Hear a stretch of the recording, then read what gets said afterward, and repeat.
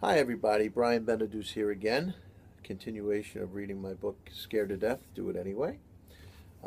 Please, I invite you to subscribe to our YouTube channel, Brian Benedus, sorry, as well as my webpage, brianbenedus.com, Beneduce. And I'm saying this at the beginning, at the end of each time I read a chapter, only because I get questions and emails and sometimes even voicemails that are very easily answered for you on the web page, which is updated weekly by my team. And somebody actually asks, are there any other videos? So yeah, there are over 50, I believe, on the YouTube channel. So check them out; they're pretty cool. We're on chapter 7, titled "The Gym." Um, and I'll talk about it a little bit at the end. So starts off with a quote from one of my buddies, Arnold Schwarzenegger. He doesn't know he's my buddy. Strength does not come from winning. Your struggles develop your strength. When you go through hardships and decide not to surrender, that is strength. Even when immersed in something you love, anxiety and panic never really leave you. It lurks in the shadows, waiting to show its ugly head to steal all your joy. Powerlifting competitions brought me some of the greatest happiness, and because of my agoraphobia, the greatest frustrations I've ever experienced in my life. Powerlifting for me is something incredible. It is special. It grew to become a passion and sustaining force in my life. Powerlifting places you against the weights. You can challenge yourself to lift heavier and heavier weights, and over time you will become stronger and stronger. Unlike bodybuilding, where you work out and build muscles only to be judged by other people, the strategy behind powerlifting is more objective. Lift heavy, eat more, get bigger, and repeat. It isn't exactly rocket science. But as a sport, it does offer compelling simplicity. Milo of Croton was a 6th century Greek wrestling legend known for his amazing strength. He is said to have gained that strength in childhood by carrying a calf across his shoulders every day until the calf grew to maturity. To me, powerlifting embodies the same elegance. Lift 500 pounds today, get stronger, then lift 501 tomorrow. Lift one more pound than the other guy in competition and you win. In 1989, I opened Champion Sports Gym, the largest gym of its kind in Rhode Island, to pursue this passion. I love lifting weights and working out, so going into this business made perfect sense, and for me, my skills. I quickly became involved with the AAU, Amateur Athletic Union, the MPC, National Physique Committee, and secured other affiliations while sponsoring a number of regional powerlifting competitions. My gym received a fair amount of positive press too, once even getting a nice feature write-up in a national publication. But sadly, I was forced to sell the gym in 1991 to raise money for our plastics company when it started to fail. A few of the machines and remnants of my old gym still exist today in a garage area underneath my current office, taking up space along with other old school machines I've acquired over the years from well-known gyms around the country.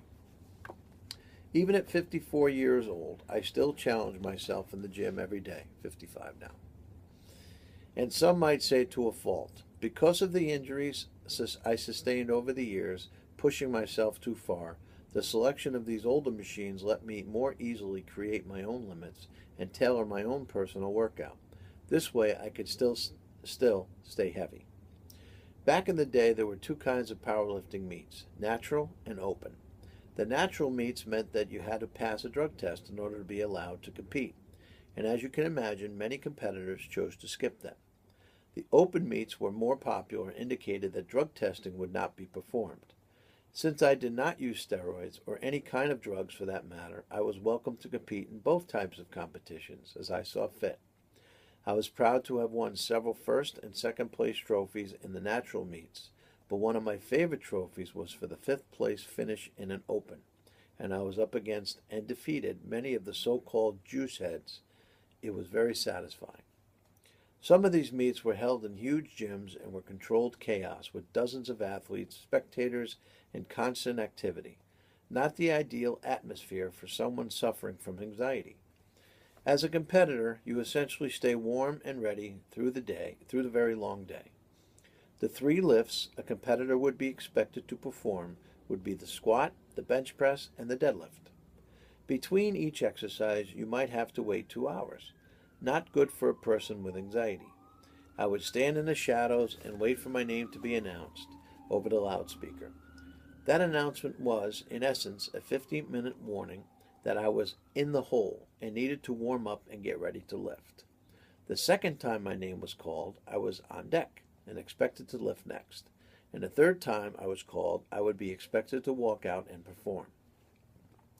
Honestly, the national competitions tended to be boring because there just weren't enough competitors. I have never judged my friends who used steroids back then, nor do I fault them for it.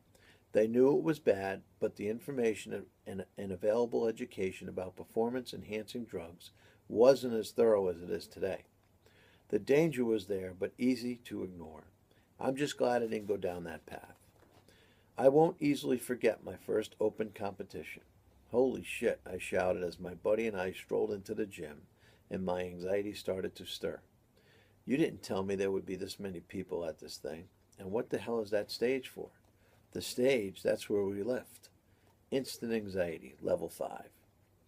It literally took my breath away. I looked at the setup of weights and the crowd nearly passed out. It took no time for the what-ifs to assemble themselves and start marching through my mind. All around me, dozens of huge, muscular, macho, testosterone-filled guys were warming up. I was here as the owner of Champion Sports Gym that had over 2,000 members, had sponsored a worldwide tournament, was gaining notoriety in the business, and I was representing my entire group. Was I supposed to tell these guys I couldn't do this, that I was too chicken to walk up on that stage? Suddenly I heard my name called over the loudspeaker. Damn, I was in the hole, and I wasn't mentally prepared for it. I had just 15 minutes before I would suffer a full-fledged panic attack. Right here at my first open meet. My mind swirled and my heart pounded. I felt myself losing control. Then my name was called again. I was on deck. As I wrapped my legs to prepare for my lift, the lifter on stage was grunting and pounding his head against the bar, trying to psych himself up. And here I was, just trying to keep my legs from shaking. The weight on the bar was pretty low for the first round, but I wasn't worried about that. I was worried about not losing control of my bowels and not passing out in front of these macho guys in the crowd. I wonder if anyone could tell what a mess I was. Powerlifting is a lot about controlling your breath and using it to your advantage. It was your friend, and here I was losing mine. My throat was closing, I couldn't lift, I couldn't breathe. My breath was rapidly becoming my enemy. I approached the bar and realized in my haste I had wrapped my knees so tight my feet didn't have any blood circulation, and I was getting lightheaded. I could hear my friends cheering me on, talking to the crowd. Then I heard one of them whisper, "I hope he fucking misses it." Little did I know, jealousy and envy never go away. The bastard, some friend, but all the voices in the crowd were silenced by the louder voices in my head, the loudest of which was insisting that I fake an injury and head home. Brian, if you do this, you're going to go down and you're going to embarrass yourself. You won't come up. You'll be lying there in front of everybody. They'll call you the rescue squad and everyone will know there's something wrong with you. You have anxiety and panic, you idiot. What the hell are you trying to prove? I knew I had lifted this open weight 100 times alone, so why can't I do it here with the competition? I got angry. I tried to feed off my panic. I fought off the negatives. I stared over the top of the crowd with 515 pounds on my back, squatted and lifted. The lift was a success. I looked down into the crowd at my asshole friend who wanted me to fail. I'll let you guess what I said. I never let him back in the gym, and he won't get a copy of this book either. One lift was good, but I was not done. The competition would be decided after 3 lifts. You'd think after defeating my demons, the second lift would be easier. Not a chance. The anxiety remained and actually intensified. On my second lift, I used every possible motivator I could think of. That asshole wanted me to lose, Danny coaxing me on, Rocky playing in my head. but the negative thoughts took over, and I could think of nothing but humiliation. But somehow, with 595 pounds on my back, I went down and came up. Another successful lift. That was two. My third lift was scheduled to be 645 pounds, but would not come for another 30 minutes. It was way too much time to think. I faked an injury. I just couldn't do it. I was too emotionally and physically drawn to go through it again. A few days later in the gym, I would lift 660 pounds. I could have and should have done it. If I had lifted what I had lifted alone in my gym, I would have finished third in my weight class. It would have been an impressive accomplishment. But I wasn't just competing against the strongest men in the area. I had to also compete against my own thoughts. Beating the other powerlifters was hard. In my competition, it was me against me and my anxiety-filled mind, and that was a lot harder. Agoraphobia steals pleasure. All the things I enjoy in life, powerlifting, skiing, fishing, boating, camping, all come packaged with their own phobias and the what-ifs, and become entangled and choked by the vines in what I called my anxiety tree. When you're fishing on a lake and nobody's around, you start thinking and worrying. When you're on a boat with friends and you see the shore getting further and further away, you start thinking and worrying. And the more you focus and think about the worry, the more activities you avoid, and the more excuses you start to make about why it won't work out or why you can't go through with it. It's the early stages of agoraphobia, becoming simply afraid of everything. By limiting yourself and avoiding the activities you love, you are basically telling yourself that you need to spend the rest of your life in your safe place. You are never allowed to leave and go anywhere else.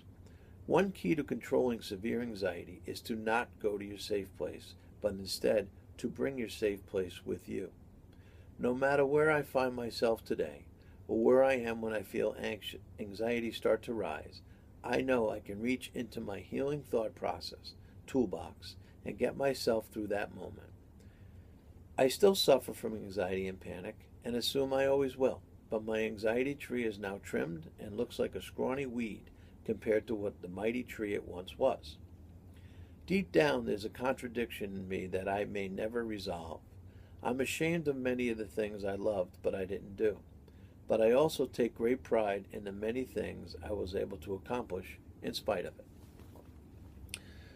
I'm sorry to keep using the word powerful, but I have to because this covers so much of my life.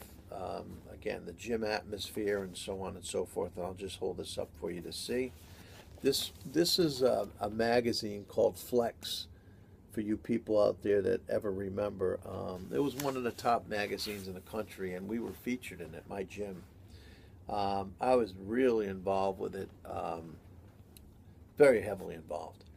And incredibly, I still am, with, again, all the injuries and at 55. And the gym is down below this office where I do my, what I call conversations with Brian and have my meetings and so on. But it was a very, how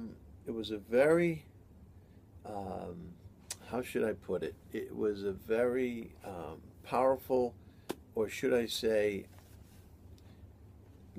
eye-opening moment, because with all the skiing and with all the fun and going out with my buddies and bars and so on and so forth, this was my first time where the thing that I so passionately loved, which was powerlifting, it was the first time that was introduced in my life of anxiety. It's like, what else is left? I mean, there is nothing else that I've done between trips and ski trips and going to Fort Lauderdale's and so on, just going out with girls and everything in my life. This was it. This is what I loved. And then all of a sudden, this anxiety creeped into this too. And I remember, you can probably hear it in my voice, I remember being so depressed. Number one, because I saw it as it was seeping into my life, as I just mentioned. But more importantly, if you listen to what I read, I didn't do the last lift. I didn't compete, and I could have done it. And that was one of the very first steps of me looking in the mirror and crying and saying, we got to do something here. This can't control your life. But remember, I still don't know what's wrong with me. I am just petrified. I'm petrified to be petrified. If I could say it that way. And that's what that was all about.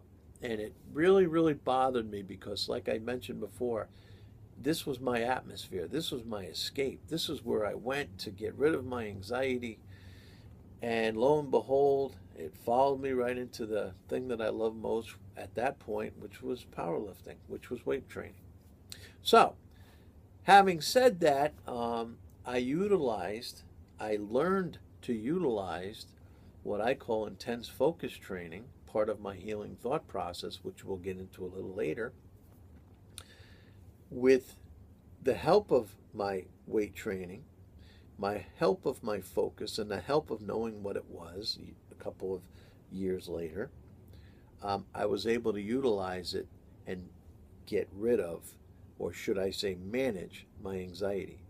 50% of my healing thought process, not 10, 50% was my training. You do not, and I'm going to just go a little further, you do not need to be a power lifter. You don't even need to be a weight lifter to utilize my IFT, my intense focus training. And we will get into that later. I'm at 16 minutes right now. I'm in a mood to talk, so I'm going to answer.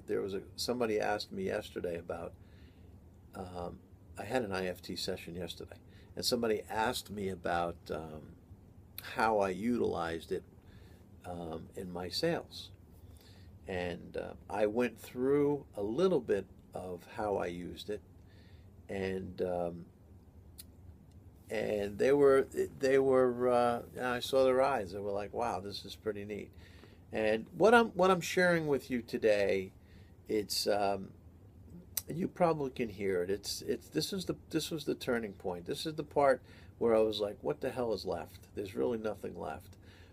But the good thing is, and I'm going to end this conversation this way. The good thing is, it turned out not only good, it turned out great, and I utilized that negative into a positive, which helped me heal. So that's the good part.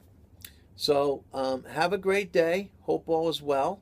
And please go to my YouTube channel and check out the videos. Some of them you might not have seen before, and some of them you might want to go back and check them out. And I do know a lot of you are following along because you've told me that, and you're following along, and that's pretty neat because you say things that I've said, and so I like that. So onward. Have a great day. Take care.